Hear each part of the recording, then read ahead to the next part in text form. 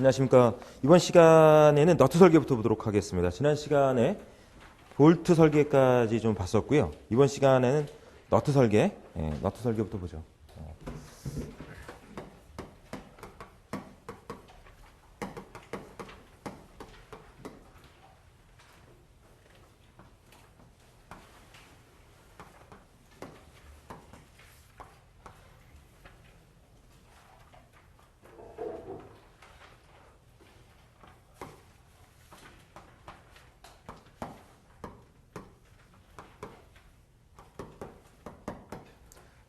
자, 너트를 설계한다라고 하면은 일단 이제 볼트 설계한다 그러면 뭘 결정하는 거라 그랬습니까? 볼트의 크기, 볼트 호칭 지름을 결정하는 거다 이렇게 봤고요. 너트를 설계한다 그러면은 너트는 이 너트의 높이를 결정하는 거죠. 너트를 설계한다는 얘기는 너트의 높이를 결정하는 겁니다. 너트의 높이를 h로 놓겠습니다. 라지 h.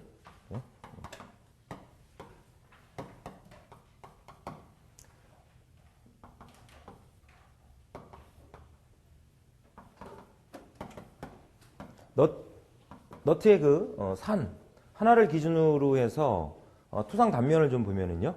여기에 지금 볼트가 체결되어 있는 거죠. 볼트가 체결되어 있는 거로 생각을 하셔야 되겠고, 그 너트 산 하나에 대한 투상 단면을 보게 되면 안찌름이 있고 바깥찌름이 있겠죠. 안찌름과 바깥찌름 사이에 이렇게 이제 마찰면이 투상면을 생각해서 잡을 수가 있습니다. 이렇게. 그러면 너트의 이 안찌름에 해당되는 값은 너트의 산지름이죠. 너트의 산지름이 되는 거고요. 너트의 바깥지름에 해당되는 거는 너트의 골지름에 해당이 됩니다. 골지름. 그 너트의 골지름은 뭐의 치수랑 같냐면 볼트의 바깥지름이랑 같죠. 그리고 너트의 안지름, 너트의 그 산지름이라고 보면 되는데 여기가 산이고, 여기가 골이라고 봐야지 되니까 너트 쪽에서는. 그래서 너트의 산지름은 볼트의 골지름이랑 같다 이렇게 보면 됩니다. 실제로는 치수가 한 1mm 정도씩은 크다라고 볼 수가 있죠. 그래야 이제 체결이 되겠죠. 수나사의 골지름과 볼트의 골지름과 너트의 이 안지름, 너트의 산지름이라고 볼 수 있는 너트의 안지름의 치수가 정확히 같으면 체결이 안 될 거고요. 그러니까 이제 너트가 한 1mm 정도, 넉넉하게 한 1mm 정도 이렇게 크면 그 체결이 될 겁니다. 이렇게 그래서 너트의 이 치수, 안지름과 바깥지름에 대한 치수를 특별히 주지 않으면 수나사의 골지름과 수나사의 바깥지름과 동일한 치수로 놓고 계산을 해주면 돼요. 근데 만약에 문제상에서 너트의 이 안지름과 너트의 바깥지름을 따로 1mm가 됐든 0.8mm가 됐든 이렇게 좀 크게 줬다 그러면 그 주어진 치수를 가지고 너트는 계산을 해줘야 될 겁니다. 그건 이제 참고하시고요. 그래서 안지름은 수나사의 골지름과 같으니까 D1에 해당이 될 거고요. 바깥지름은 수나사의 외경에 해당이 됩니다. 그러니까 D로 잡을 수가 있겠죠. 여기에 지금 볼트가 체결이 돼서 볼트의 축하중으로는 축하중 Q가 작용하고 있어요. 이렇게 체결된 상태에서 볼트에 걸리는 축하중을 이 너트와 볼트의 접촉부에서 다 받아야 되죠. 이 면적이 너트의 산수만큼 있습니다. 너트의 산수만큼 이 면적이 나와요. 너트의 산수만큼. 이 너트의 산수만큼 이 투상 면적이 볼트와 너트가 접촉하고 있는 접촉 면적이다라고 볼 수가 있습니다. 거기에 축하중이 걸려 있기 때문에 이 접촉 면적에서 축하중을 다 받을 수 있어야 된다는 거죠. 그래야 안전하죠. 그렇지 않으면 쭈루룩 산이 깨져가지고 쭈루룩 밑으로 내려온단 말이에요. 빠진단 말이에요. 그렇지 않게 하려면 축하중 Q를 볼트와 너트가 접촉하고 있는 접촉부에서 다 받을 수 있는 면적을 가져야 된다. 그렇게 해서 H를 결정을 해주는 거죠. 또 Z는 너트 내부의 산수라고 생각하시면 됩니다. Z는 너트 내부 산수. 너트 내부 산수는 정수로 결정을 해줘야 되겠죠. 정수로 결정을 해줘야 됩니다. 그리고 산에서 산까지 거리는 피치니까 높이 H는 약 Z 곱하기 피치로 보면 돼요. 너트 내부의 산수 곱하기 피치, 스몰 p, 피치로 H를 구해주면 되죠. 그럼 피치는 주어질 거고, Z를 결정해야 됩니다. Z는 너트 내부의 산수라고 했으니까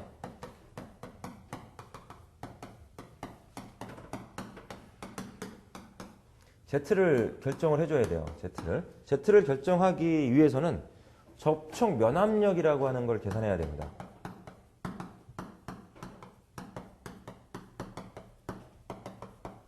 접촉 면압력?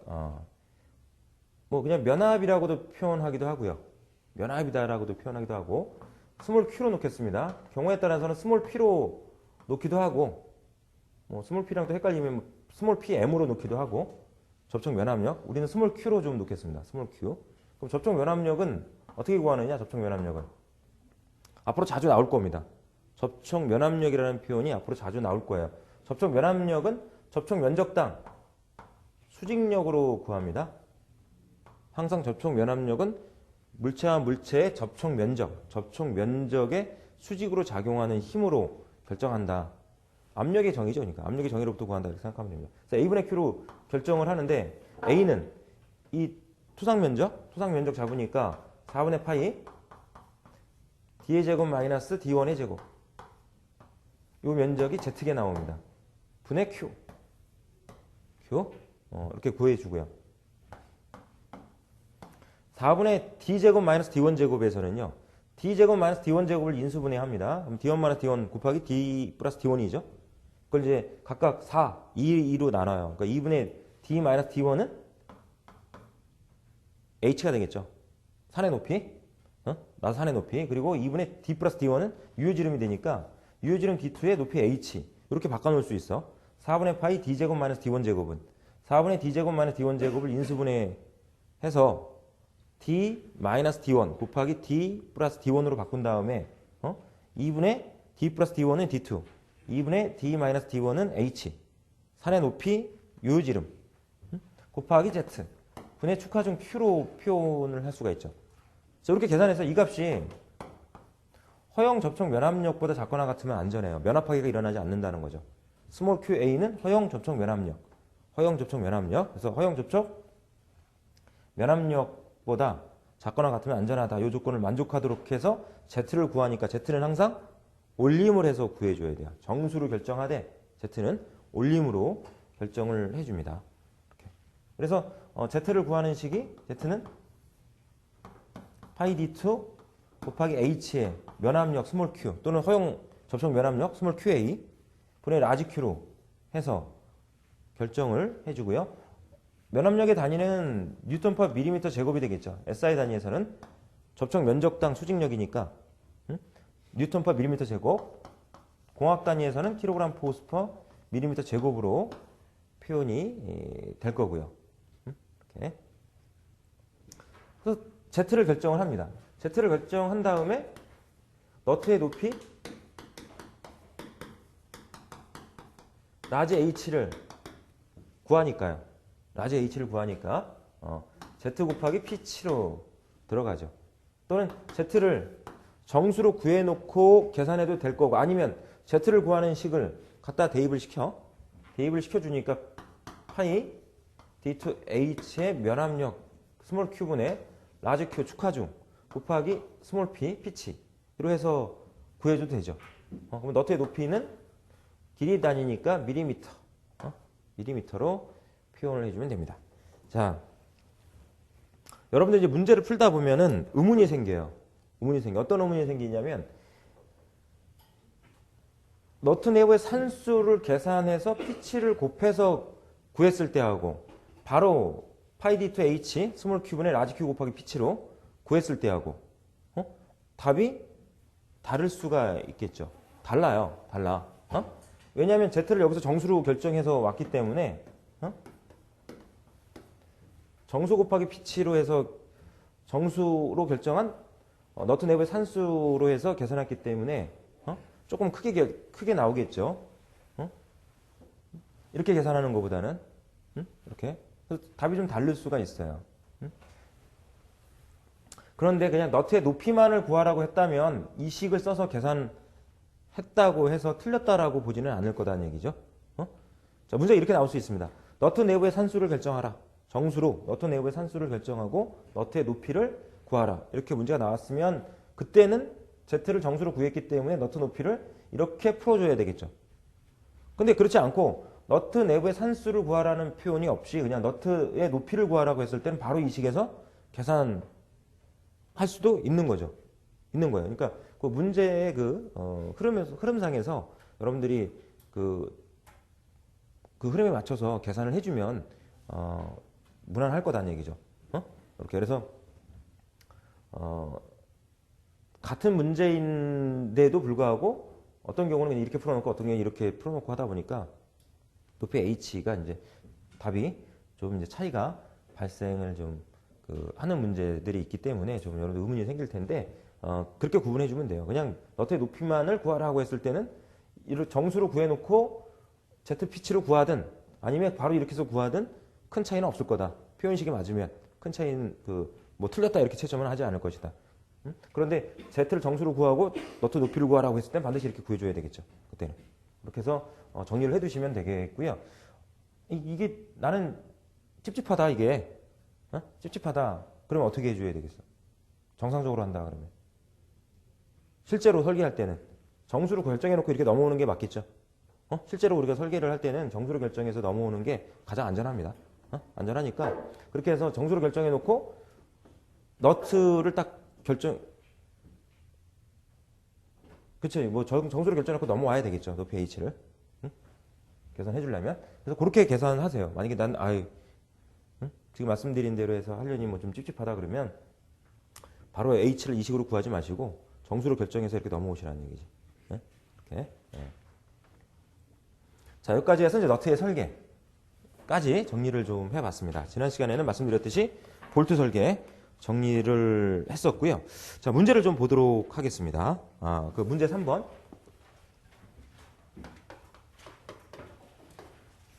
자, 이제 문제 처음 여러분들한테 지금 풀어드리는데요. 시험지를 받으면은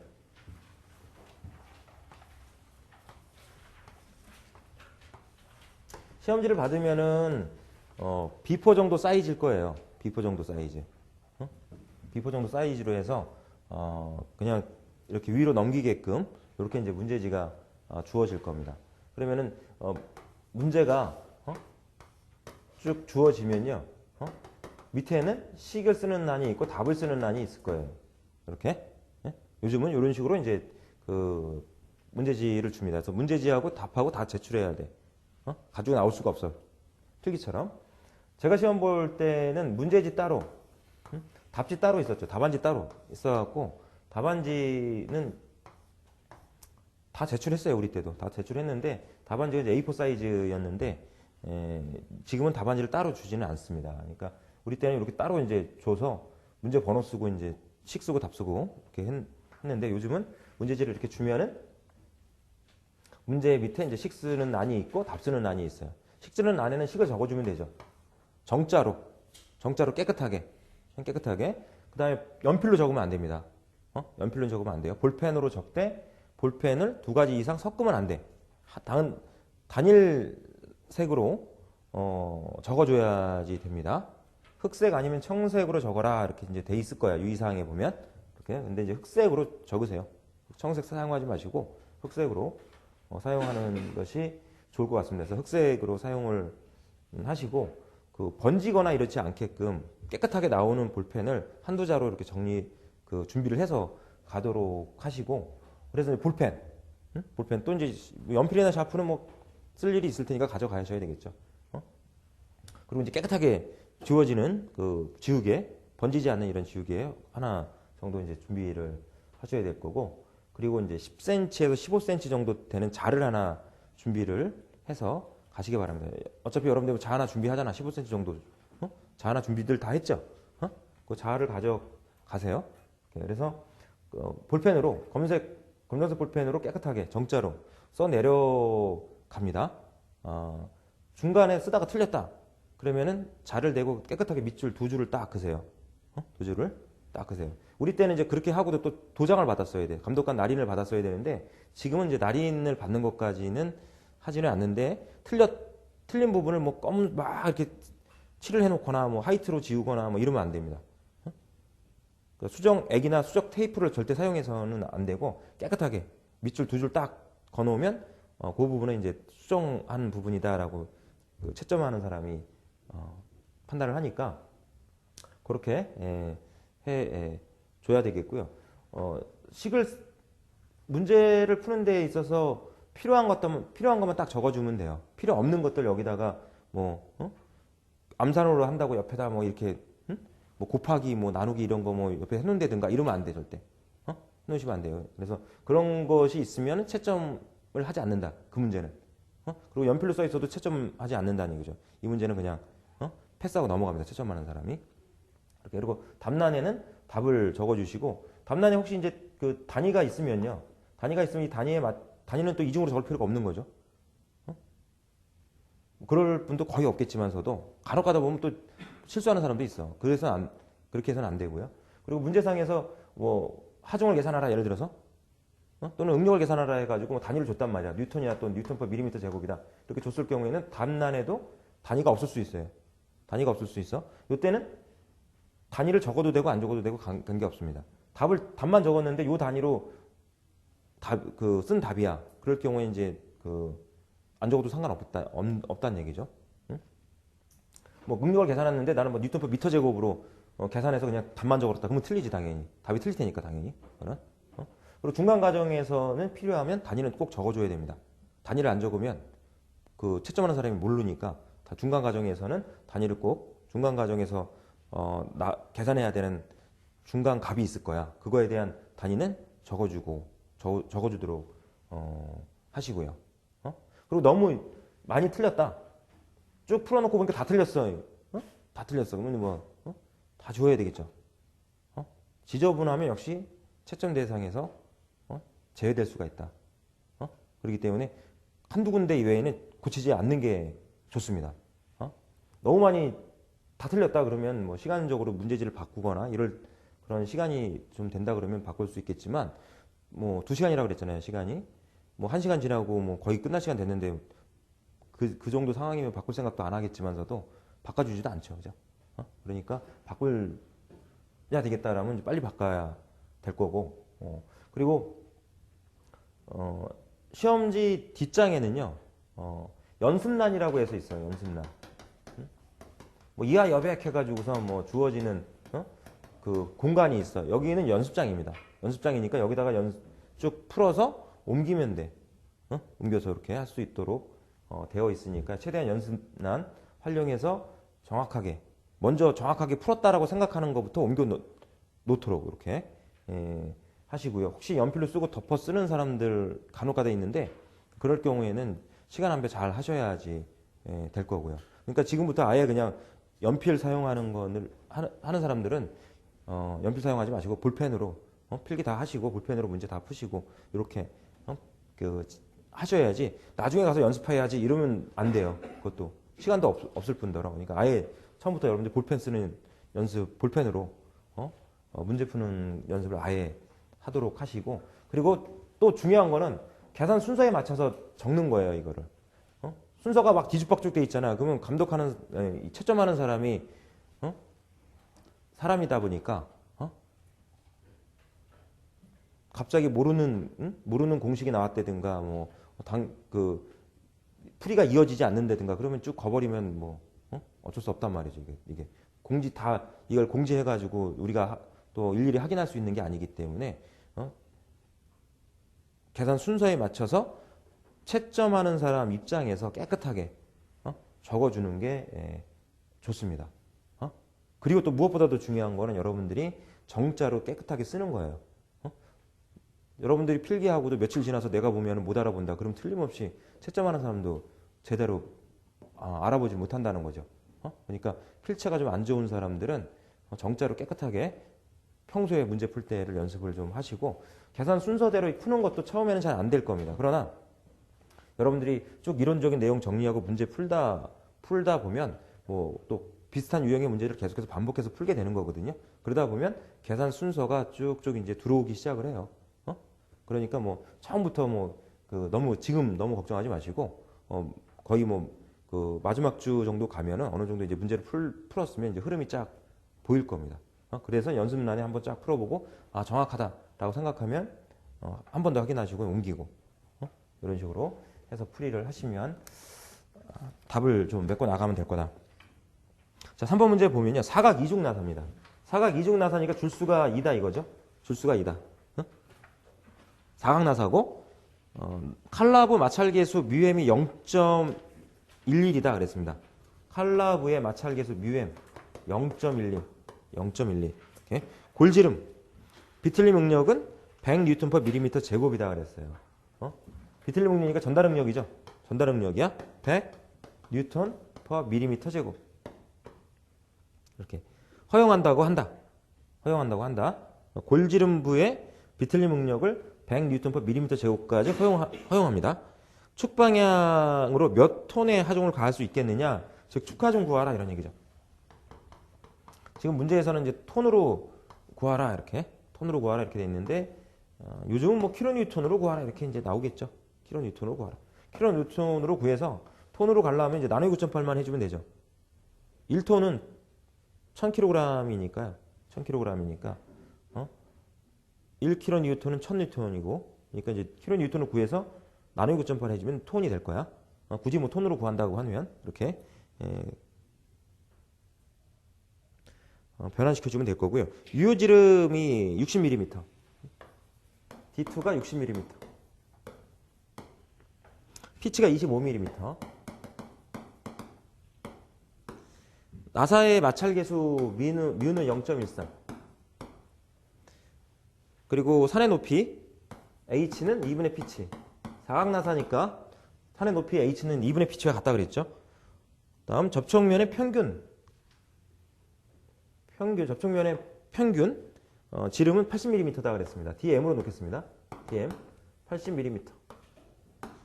접촉면의 마찰 평균 지름 80mm 이렇게. 칼라보 접촉면의 평균 마찰 지름을 얘기하는 거죠. 이렇게 해서 마찰 계수가 지금 두 개 주어졌거든요. 이렇게. 하나는 0.11 주어지고 하나는 0.13 이렇게 주어졌어.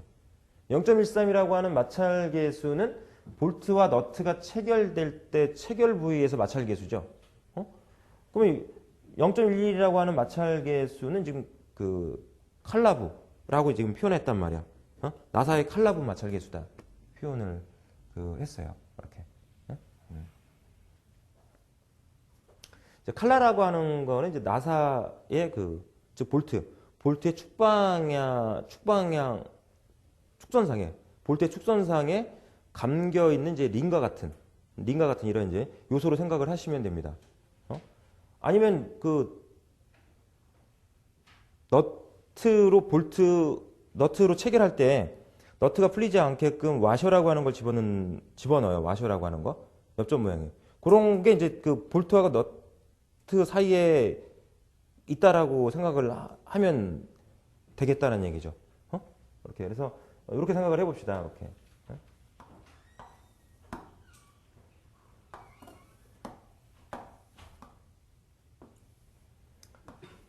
볼트로 이렇게 체결을 해요. 볼트로 체결을 해. 나사는 사각나사고 아래쪽에는 이제 너트로 이렇게 이제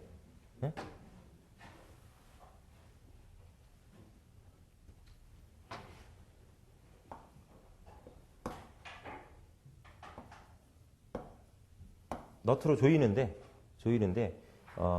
볼트를 끼워놓고 너트로 조이는데요. 조이는데 이 물체 밑에 있는 물체 부분하고 이제 갭이 있다 보니까 바짝 밀착이 안 된단 말이죠. 밀착이 안 되니까 여기다 이제 칼라라고 하는 거를 이렇게 이제 붙여. 칼라라고 하는 걸 붙여. 붙인 다음에 밑에다가 너트를 이렇게 끼워서 체결을 해. 너트로 체결을 해. 자, 이렇게 봤을 때 이제 볼트하고 너트가 체결된 부위에서의 마찰 계수를 뮤로 봐서 0.13 이렇게 보고, 이게 이제 칼라가 끼어서 칼라하고 자립면, 칼라하고 여기로 보겠습니다. 너트, 요 자립면, 요 부분에서의 마찰 계수는 μm 이렇게 보자고, 이렇게 보겠습니다.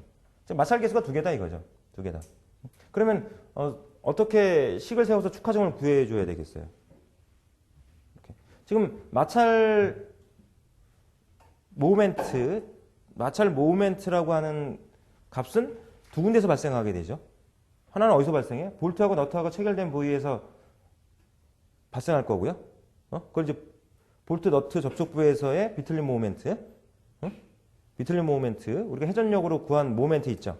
그 값으로 표현되는 모멘트가 있단 말이야. 그리고 칼라부하고 너트부하고 접촉부에서 발생되는 마찰력이 있겠죠. 마찰 개수를 줬으니까, 뮤엠을 줬으니까 그 마찰력이 있어. 그 마찰력에 의한 마찰 모멘트가 있겠죠. 중심을 축으로 해서 축하점 Q를 구하는 거고. 이렇게. 그러니까 이제 식을 세운다 그러면 토탈 비틀림 모멘트는 볼트 너트 접촉 부에서의 비틀림 모멘트 플러스 칼라하고 너트하고 접촉하는 부분에서 발생되는 비틀림 모멘트 TM으로 놓겠습니다. 각각 구해서 더해서 그 합이 같아야 될 거예요. 같아야 될 거야. 그런데 이렇게 해서 구한 비틀림 모멘트에 의해서 볼트 너트 접촉 부에서의 비틀림 응력, 골지름에서의 비틀림 응력 타우가 주어졌으니까 이 비틀림 모멘트를 뭐로 구해? TB는 어떻게 구해요? TB는 축하중 Q에다가 지금 사각 이중나사죠. 사각 이중나사니까 파이 D2 마이너스 뮤 피치 분의 뮤 파이 D2 플러스 피치 곱하기 2분의 D2로 들어가죠. 거기에 이제 줄수가 이중이니까 줄수 고려해야죠. 피치에 줄수 곱해야죠. 피치에 줄수 곱해줘야 돼. 이렇게 해서 TB, 볼트 너트 접촉부에서 발생되는 비틀림 모멘트를 표현할 수 있고요. 칼라, 마찰부에서 발생되는 비틀림 모멘트 TM은 일단 마찰계수 뮤엠에다가 축하점을 곱해야죠. 마찰계수 뮤엠에다 축하점 Q 곱해서 마찰부, 접촉면 마찰부의 평균 직경이 80mm다 그랬으니까 2분의 dm. 이렇게 식이 세워질 거 아니야. 이렇게 해서 구한 합이, 모멘트의 합이 토탈 비틀림 모멘트니까 토탈 비틀림 모멘트는 뭐로 구해? 문제상에서 봤을 때 조건상 뭐로 잡아야 돼? 타우 제피밖에 없죠. 타우 제피밖에 없지. 너트와 볼트의 접촉부, 골지름부. 접촉부 중에 골지름부에서 발생하는 비틀림 응력 타우에다가 극단면계 ZP를 곱해서 표현해 줘야 되겠죠. 이 값이 타우 곱하기 ZP는 16분의 파이 D1 삼성으로 들어가면 돼. 비틀림 전단 응력을 이용해서 비틀림 모멘트를 구하는 식 T 이퀄 타우 JP 그 식에서 구해줘야 됩니다. 그러니까 이 식에서 축하점 Q를 구해주면 되죠. 나머지는 다 주어져 있으니까. 물론 D1 구해줘야 되겠죠. 자, 일단 이제 판단을 해요. 문제의 조건을 가지고 이제 어떻게 풀어야 되겠다. 어떤 식을 적용시켜서 풀어야 되겠다라고 하는 걸 이제 판단했어. 그 다음에 이제 적어야죠. 적어야 돼. 이걸 지금 다, 문제의 조건, 우리가 지금 문제를 해석하기 위해서 조건을 좀 정리해 본 거고, 그리고 이제 어떻게 해결하면 되겠다. 이제 관계식을 한번 정리를 해본 건데, 이걸 여기다 다 적어 놓고 하는 게 아니라, 적을 필요 없어요, 이거. 괜히 적어 놓으면 혼동이 될 수 있습니다. 혼동이 될 수 있으니까 문제의 조건이라든가 이런 거 적을 필요 없이 바로 이제 관계식, 그 풀이 순서에 맞춰서 적어 내려가면 된다는 거지. 이렇게. 그래서 이렇게 풀면 되겠다. 이렇게 판단을 했어. 그러면 이제 풀이하면 돼요. 뭐부터 구해줘야 되겠어? D1부터 일단 구해 놓을 필요가 있겠죠. D1부터 구해줘야 돼. D1은 H가 주어졌어요. 그리고 유효지름 주어졌으니까 D2는 2분의 D 플러스 D1이고요. H는 2분의 D-D1이죠. 피치는 25mm 주어졌고. 여기서 D1을 구해줘야 돼. D를 없애서. 일단 여기서 D를 끄집어내면은 2배 D2-D1이죠. 이렇게.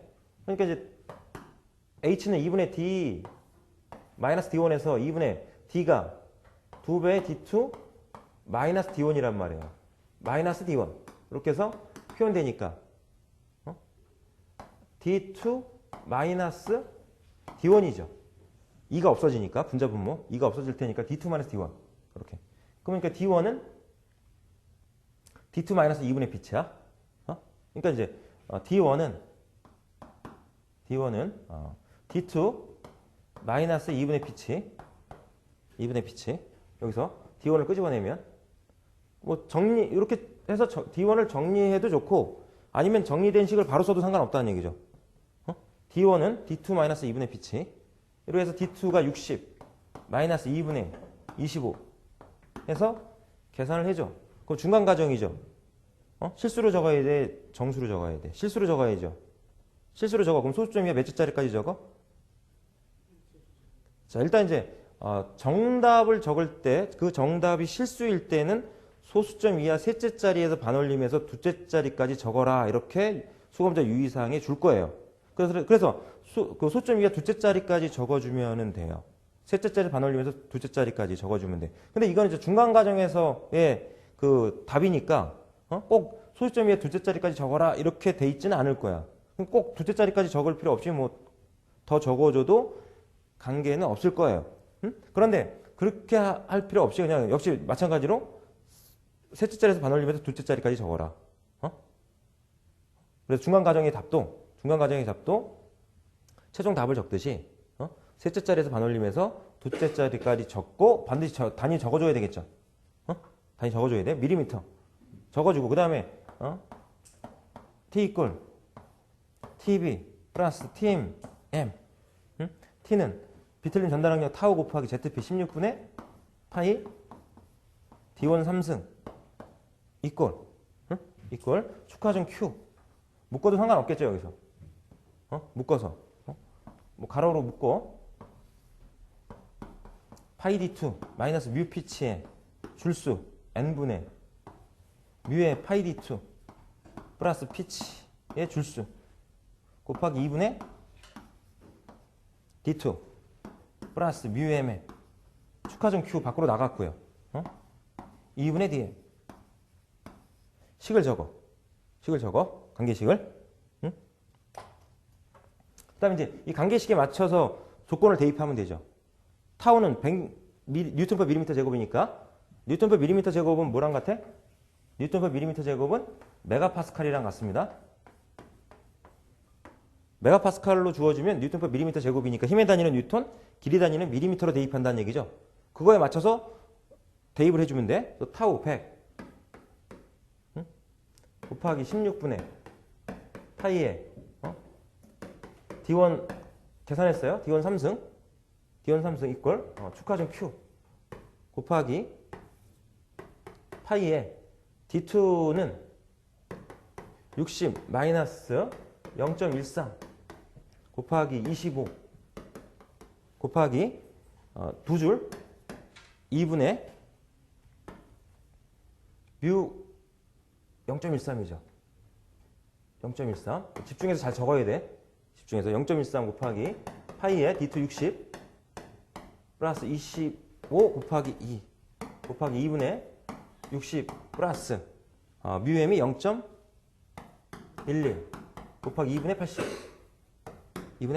이렇게 적어줍니다. 이렇게 2분의 80 0.11 곱하기 2분의 80 이렇게 해서 적어주고 여기서 이제 최종적으로 축하점 Q 계산해주면 뉴턴으로 나오죠. 뉴턴으로 나오고 곱하기 10에 마이너스 3승을 해주면 킬로뉴턴 맞죠? 나누기 9.8 해주면 뉴턴 나누기 9.8 하면 톤으로 결정이 될 겁니다. 자, 이렇게 해서 적어주시면 되겠고요. 이렇게. 자, 그래서 말씀드렸듯이 답안을 작성할 때는 식을 쓰고 답을 적어주면 돼요. 식을 쓰고 답을 적어줘서 식도 맞고 답이 맞아야 다 맞습니다. 식이 중간에 틀렸어. 근데 답은 맞아. 그러면 틀려. 식은 맞는데 어떻게 계산기 누르다 보니까 잘못 눌러고 답이 틀렸어. 틀려, 그럼.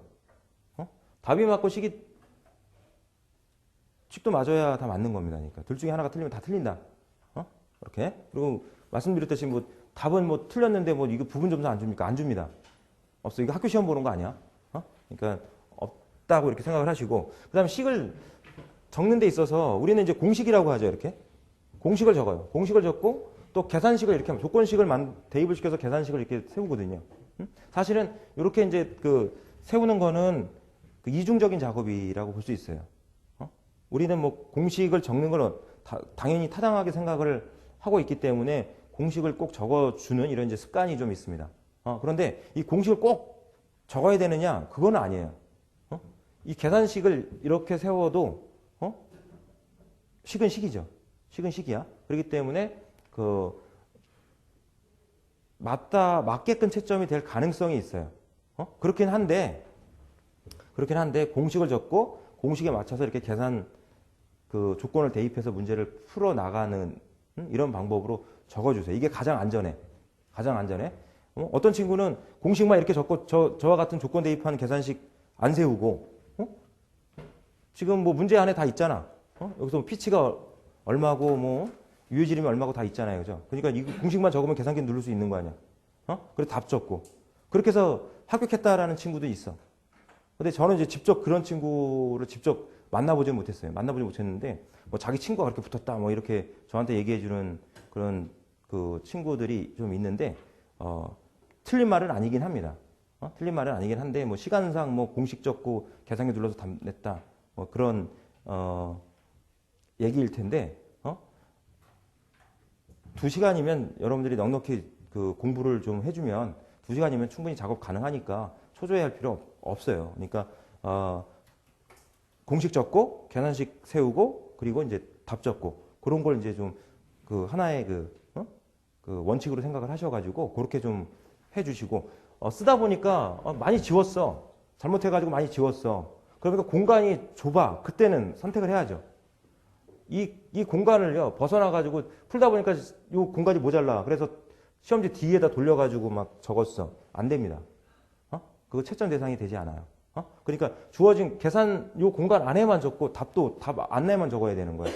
이걸 벗어나서 적게 되면은 그 문제는 채점하지 않습니다.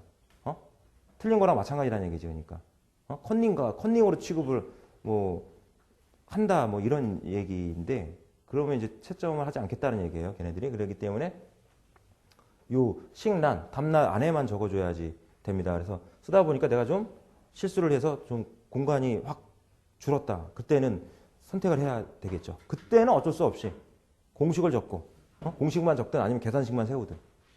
근데 이제 저도 많이 이렇게 채점을 해보지만 계산식만 저렇게 적어놓으면 사실 채점하기 좀 어려워. 차라리 공식 적어놓는 게 채점하긴 좋아. 채점하는 사람 입장에서는. 공식은 다 이제 머릿속에 다 들어와 있는데 저 계산식 같은 경우에는 공식이 맞는지 다 일일이 확인해 봐야 될 필요가 있거든요. 채점하는 사람이. 그래서 그럴 수는 있어요. 이 공식 딱 보니까 공식이 맞아. 그리고 계산기 딱 눌러서 답을 딱 내보니까 답도 맞아. 여기다 공식만 적고 여기다 답만 적었어. 공식도 이상이 없고 답도 이상이 없어. 그럼 맞다고 채점이 될 수 있다는 거죠. 그것도 뭐 방법이긴 방법입니다. 그래서 1차적으로 그 방법을 선호하지 마라. 1차적으로는 이렇게 공식 적고 계산식 조건 대입해서 계산식 세워서 답을 적는 거로 적고 어쩔 수 없는 그런 이제 상황이 나한테 생겼다. 그럴 경우에는 공식 적고 답을 적는 이런 방법을 생각해서 적어 주시도록 이렇게 하시고요. 그렇게 하면은 되죠. 이렇게 그래서 처음에 여러분들이 좀 연습이 좀 필요할 거야. 연습이 제가 문제 풀 때마다 계속해서 반복해서 말씀드릴 수는 없으니까 잘 귀담아 들어두셨다가 다 이제 말씀드렸듯이 그 머릿말이나 아니면 그 앞에 제가 말씀드렸던 내용이 있죠. 수검자 유의사항이라든가 필답형 답안지 작성할 때 주의사항 뭐 이런 것들 메모 좀 해놓은 게 있으니까 그걸 참고해서 보도록 이렇게 하시기 바랍니다. 자, 그다음 나사프레스를 좀 보도록 하겠습니다. 나사프레스. 나사프레스는 나사잭이라고도 표현을 하고요. 수직 상방향으로 연직 상방향이라고도 표현하죠. 수직 상방향으로 하중물을 들어 올리는 기계예요. 지금까지 정리했던 그 설계 공식들을 다 적용을 시켜야지만 설계가 가능하죠.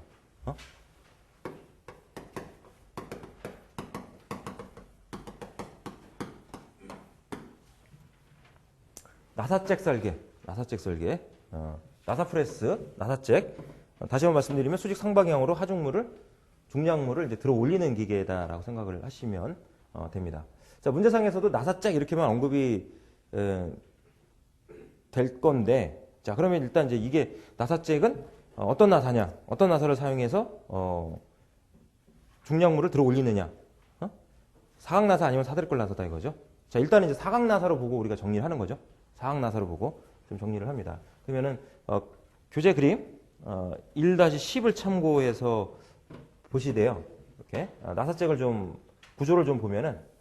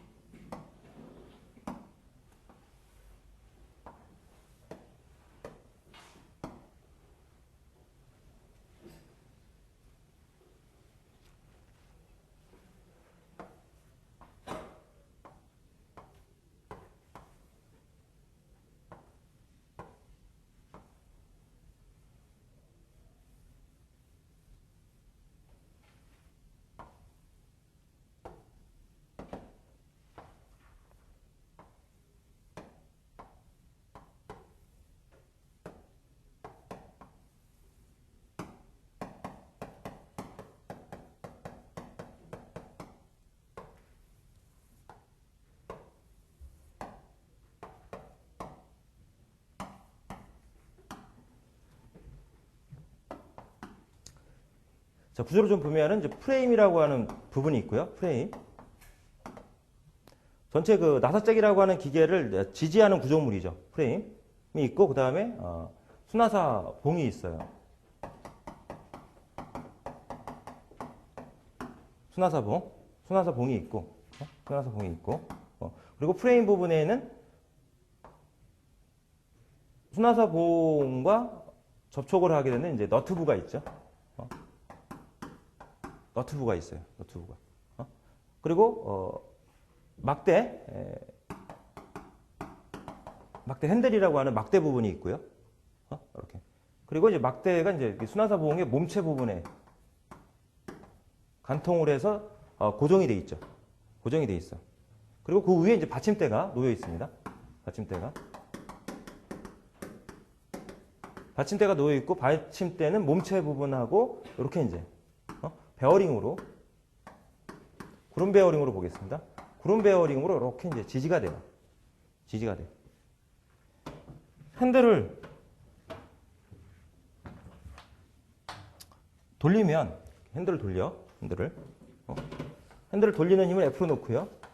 중심축으로부터 핸들까지 핸들에 F라는 힘을 가하는 지점까지 거리는 스몰 L로 놓겠습니다. 스몰 L. 자, 이렇게 놓고 요 받침대 위에는 하중물이 이렇게 올라가 있죠. 축하중은 Q로 놓고요. 이렇게. 그래서 돌려.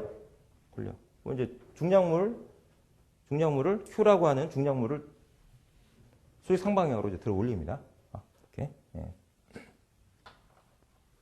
수나사봉에 바깥 지름은 D로 놓고요. 유효 지름은 D2로 놓고 이렇게 피치는 스몰 P로 놓겠습니다. 수나사 봉이니까 수나사의 바깥 지름은 스몰 D, 그리고 유효 지름은 스몰 D2, 그리고 피치는 P로 놓고요. 너트의 높이는 H로 놓죠. 너트의 높이는 H 이렇게 놓겠습니다. 이렇게. 그리고 볼트와 수나사와 너트 부분에서 마찰이 일어나니까 그때 마찰 계수는 뮤. 이렇게. 그리고 구름 베어링과 받침대가 구름 베어링에 지금 받쳐져 있는 거죠. 수나사 봉이 돌면 받침대는 도는 게 아니죠. 받침대는 이제 중량물을 딱 받치고 있는 부분이니까 이 구름 베어링 부분에서는 또 이제 마찰이 생겨. 그 마찰 계수는 뮤 F로 놓겠습니다. 자립면 마찰 계수처럼 생각하시면 돼. 그리고 구름 베어링 간 평균 직경은 스몰 dF로 놓겠습니다. 스몰 dF. 구름 베어링에서 구름 베어링까지 평균 직경 스몰 dF. 그리고 구름 베어링과 받침대 사이에 일어나는 마찰, 하정물을 지금 받치고 있단 말이야. 하정물을 받치고 있는 부분에 마찰 계수는 뮤 F 이렇게 놓죠. 그리고 이 막대의 단면은 역시 원입니다. 막대의 단면은 역시 원이니까 직경을 델타로 놓겠습니다. 막대의 직경은 델타.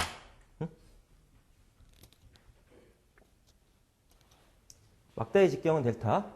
이렇게 해서 이제 표현을 해놓죠. 네? 네. 자, 제가 시험 볼 때는 이 나사책 같은 게 시험에 나오면 약 30점 정도 문제가 됩니다. 30점. 이거 하나 틀렸다가 이제 평균 60 맞기 어려워져요. 이렇게. 네. 자, 지금은 이제 30점짜리 문제 나오진 않겠죠. 여기서 적게는 2문제 정도, 많게는 뭐 한 4문제 정도로 해서 5점에서 6점 정도 문제로는 나올 수 있습니다. 이렇게 해서 한 서너 문제 정도 나올 수 있다 이렇게 생각을 하시면 될 거고요. 이렇게. 자, 그럼 먼저 이 나사잭의 이 수나사봉의 크기,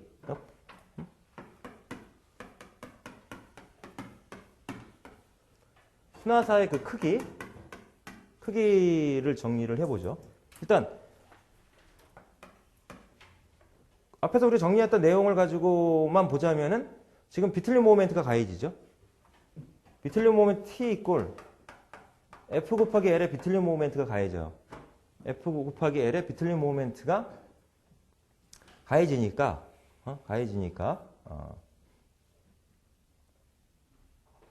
비틀륨 모멘트가 가해지면서 축하중이 걸린단 말이야. 그죠?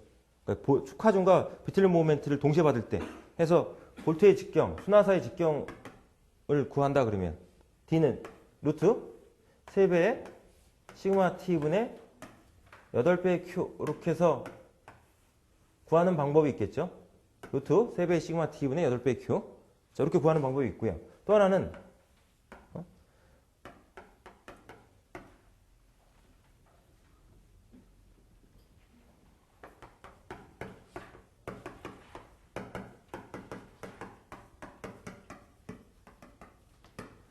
수직하중만 고려해서 구하라 이렇게도 나올 수 있어요.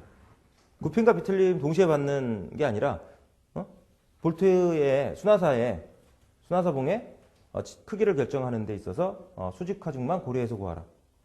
이렇게 나올 수도 있어. 그럼 시그마 T는 인자항력 시그마 T는 A분의 Q로 들어가서 A는 4분의 파이에 골지름 들어가야죠. D1 제곱 분의 축하중 Q.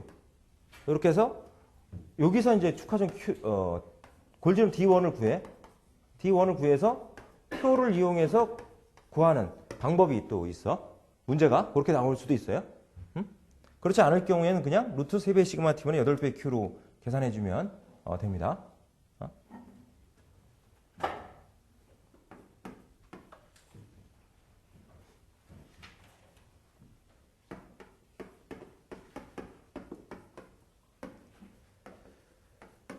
자, 이제 비틀륨 모멘트를 구하면 비틀륨 모멘트 T는 F 곱하기 L로 표현할 수가 있고요. 이렇게 해서 구한 비틀륨 모멘트는 뭐랑 같아야 되겠어?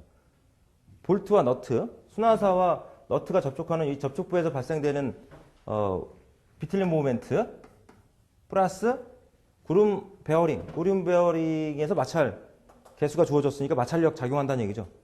마찰력에 의한 마찰 모멘트가 발생할 테니까 그 마찰 모멘트 합으로 구해줘야죠. 합으로 구해줘야 됩니다. 그러니까 축하중 Q 곱하기 파이 D2 마이너스 뮤 피치분의 뮤 파이 D2 플러스 피치의 2분의 D2 플러스 구름 베어링의 마찰 개수 뮤 F의 구름 베어링에 걸리는 하중은 축하중이죠. 축하중 Q 마찰력 곱하기 2분의 DF 중심축까지 직각거리 해서 마찰 모멘트 합으로 표현을 해줍니다. 그러니까 여기서 F를 구하거나 핸들에 작용하는 힘을 구하거나 또는 핸들의 길이를 구하거나 이런 문제가 나올 수가 있죠.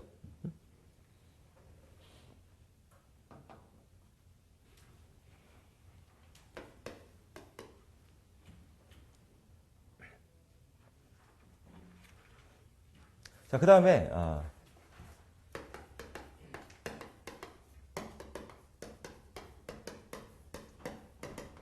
최대 전달 능력을 구하라 이런 문제도 나올 수 있어요. 최대 전달 능력을 계산하라. 그럼 최대 전달 능력을 구하려면 시그마 T를 구해서요. 시그마 T는 A분의 Q A는 4분의 파이에 D1 제곱분의 Q로 해서요. 수직력 시그마 T를 계산하고요. 그다음 전달항력 타우는 극단면계 ZP분의 비틀림 모멘트로 들어가요.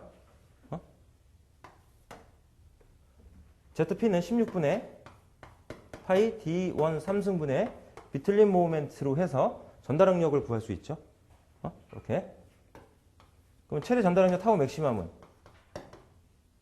루트 2분의 시그마 t의 제곱 플러스 전달항력 타우의 제곱으로 해서 표현할 수 있을 거고, 이렇게 해서 구한 최대 전달항력은 허용 전달항력보다 작거나 같으면 안전하죠.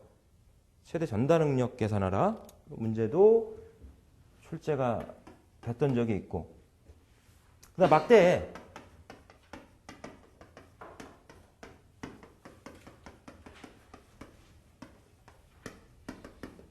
구피목력을 구하겠습니다. 이 막대의 구피목력을 이용해서 막대 핸들, 막대의 지름을 구할 수 있어요. 막대의 직경, 막대의 지름을 구해 놓을 수 있습니다.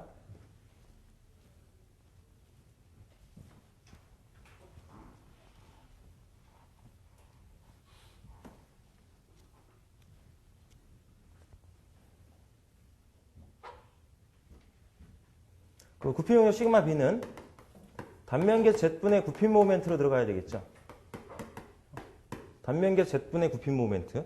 단면계 Z는 32분의 파이의 막대의 직경이 델타라고 봤으니까요. 32분의 파이 델타의 3승. 32분의 파이 델타의 3승분의 구피 모멘트는 어떻게 구해? 구피 모멘트는 막대가 휘죠.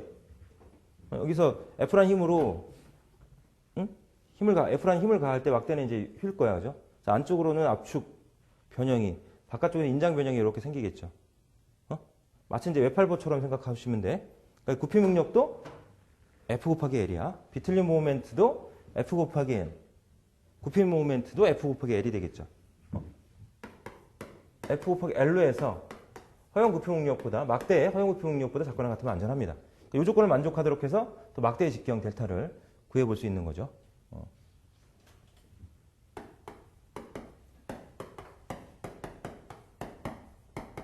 그다음 너트의 높이를 계산하겠다. 그러면 너트의 높이 H는 너트 내부의 산수 곱하기 P치로 구하든가, 아니면 파이 D2 곱하기 H의 접촉 면압력 스몰 q, 접촉 면압력분의 라지 q 곱하기 P치, 축하중 곱하기 P치, 또는 4분의 파이의 바깥지름 D의 제곱 마이너스 골지름 D1의 제곱 곱하기 접촉 면압력 스몰 q 분의 q P치로 이렇게 정리해서 계산해 주면 되겠고요.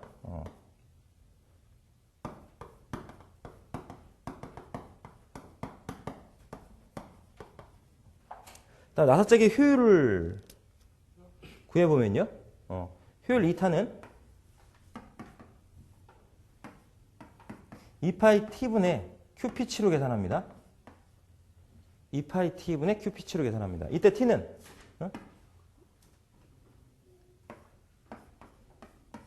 이때 비틀림 모멘트 t는 f 곱하기 l의 값을 갖다가 대입을 시켜야 되겠죠. 이렇게 f 곱하기 l의 값으로 계산된 비틀림 모멘트를 대입시켜서 2파이 t분의 qp치로 나사짝의 효율을 구해 놓으시고, 만약에 효율 2타를 탄젠트 알파 플러스 로우분의 탄젠트 알파로 해서 구했을 때는 뭐랑 같아야 돼, 이게? 2파이 t분의 qp치랑 같이 놓을 수 있는데, 이때 t는 tb가 들어가야 같죠? tb가 들어가야 같지, 이게.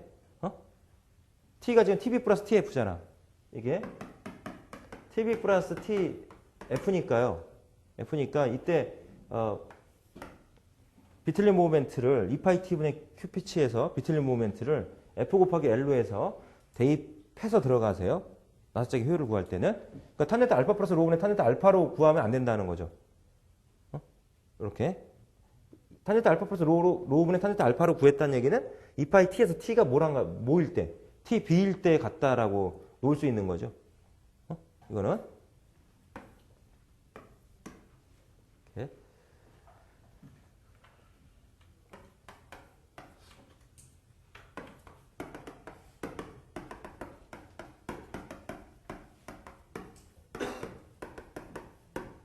자, 이번에는 나사잭의 소요 동력해서 보겠습니다.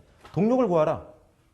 지금 축하중 Q를 중량물 Q, 중량물의 무게가 Q인데 Q를 들어올리는 나사잭의 동력이 얼마겠느냐. 동력 구하라.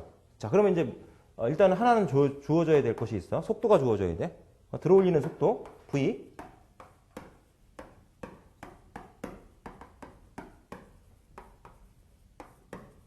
메타/세크로에서 들어올리는 속도는 주어져야 될 겁니다. 이렇게 해서 동력을 킬로와트로 해서 구하겠다. 그럼 102분의 축하중이 들어가야 돼. 축하중 곱하기 들어올리는 속도로 들어가요. 회전력으로 구하거나 그런 게 아니라 지금 나사잭의 목적은 뭐야? Q라고 하는 중량물을 들어올리는 게 목적이기 때문에 Q라는 축하중을 가지고 동력을 구해줘야 돼. 축하중 Q 곱하기 들어올리는 속도 나누기 100 해서 킬로와트로 102에서 킬로와트로 구하겠다는 얘기죠. 그러니까 Q는 뭐로 대입해야 돼? 단위를 킬로그램 포스로 대입을 해야죠. 그렇지 않고 100에 나누지 않고 Q가 뉴턴으로 줬어. 그러면은 와트죠. 와트야. 뭐 꼭 102로 나눠서 구하라 이건 아닙니다. 응? 하나의 기준을 잡은 거야 우리가. 그렇게 102로 나눴다는 얘기는 축하중 Q가 킬로그램이라는 얘기예요. 단위가. 그러니까 이제 뉴턴일 경우에는 킬로그램 포스로 고쳐야 되겠죠. 이 식을 써서 계산하려면 뉴턴을 킬로그램 포스로 고치려면 어떻게 해줘야 돼? 나누기 9.8을 해주면 됩니다. 1kg 포스 9.8 뉴턴이니까. 이렇게. 마력으로 계산할 때는 75로 나눠서 구하겠습니다. 축하중 Q 곱하기 V. 이렇게 해서 계산할 때는 마력. 역시 마찬가지로 축하중의 단위는 뭐로 들어가야 돼? 킬로그램 포스로 대입이 돼야 되겠죠. 속도 V는 메타/세크로 들어가야 나누기 75 할 때 이제 마력으로 딱 표현이 돼. 그거는 동력의 단위를 알고 있으면 여러분 해결이 되는 거니까요. 그 동력의 단위는 1kW는 102kg 포스 메타/세크랑 같고요. 1마력은 75kg 포스 메타/세크랑 같죠? 같습니다. 그래서 이제 나누기 100이 나누기 75에서 구하겠다. 그런 얘기니까 하중의 단위, 힘의 단위가 킬로그램 포스로 들어가줘야 나누기 100이 나누기 75 할 때 킬로와트 마력으로 나오는 거죠. 아니면 나누기 100이나 나누기 75를 하지 않겠다 그러면 하중의 단위가 뉴턴일 경우에는 하중의 단위가 킬로그램 포스로 주어질 때는 나누기 100이 나누기 75 해야지 킬로와트 마력으로 나오겠죠. 당연히. 근데 이제 뉴턴으로 하중이 주어졌을 때는 와트로 계산이 된단 말이죠. 뉴턴 메타/세크니까 와트로 계산이 돼요. 나누기 1000 해주면 킬로와트가 됩니다. 그렇죠? 1킬로와트는 1.36 마력이고요. 1마력은 0.735 킬로와트죠. 이렇게. 75 나누기 100이 0.735 정도 나올 거고요. 100이 나누기 75 해주면 1.36 정도 나올 거고. 그래서 와트로 구해서 뉴턴 메타/세크일 때는 와트로 구해서 킬로와트로 넘겨가지고 마력으로 가려면 1.36이라는 숫자를 이용하고. 근데 SI 단위로 지금은 거의 문제가 나오니까 마력으로 구하라고는 안 나올 거다. 동력은. 킬로와트로 구하라고 나오죠. 그래서 SI 단위로 해서 문제가 나오면 그냥 뉴턴 메타/세크로 해서 이게 이제 와트니까 이거를 킬로와트로 나누기 1000에서 킬로와트로 바꿔서 계산하는 것도 방법일 거고 답안을 작성할 때 아니면 지금 우리가 했듯이 나누기 100이 나누기 75에서 계산하는 표현식도 가능할 거고. 자, 그런데 이제 우리는 중력 단위 문제나 SI 단위 문제를 다 풀 수 있게끔 하자 이거지. 중력 단위나 SI 단위 문제를 다 풀 수 있게끔 공식을 그냥 일원화시키자 이렇게. 지금부터 동력을 구하는 문제들이 자주 나오겠죠. 자주 나올 겁니다. 그래서 표현식을 좀 통일시키자. 일단은 나누기 100이 나누기 75로 넣어서 킬로그램 포스가 됐든 뉴턴이 됐든 하중의 단위가 단 뉴턴으로 줄 때는 102 곱하기 9.8 75 곱하기 9.8 해서 계산해 주면 되는 거죠. 킬로그램으로 줄 때는 그냥 나누기 100이 나누기 75만 하면 되는 거고 뉴턴으로 주어졌다. 그러면 나누기 9.8에서 뉴턴을 킬로그램 포스로 고치라고 그랬으니까 102 곱하기 9.8 75 곱하기 9.8 해가지고 계산해 주면 되는 거고 그렇게 이제 좀 여러분들이 결정해야 될 거야. 지금 제가 말씀드린 대로 이 표현식으로 답안을 작성할 거냐, 아니면 그냥 이렇게 해서 풀 거냐. 응? 에세이 단위에서는 그거를 여러분들이 정하셔서 이렇게 풀이를 좀 하도록 이렇게 하시기 바랍니다. 그럼 답은 약간 다를 수 있겠죠? 약간 다를 수 있어, 답은. 그거는 뭐 큰 문제가 되지는 않고요. 자, 나사 째까지 정리를 해봤습니다. 잠깐 쉬었다가 나사 부분 좀 마무리를 좀 하도록 하겠습니다.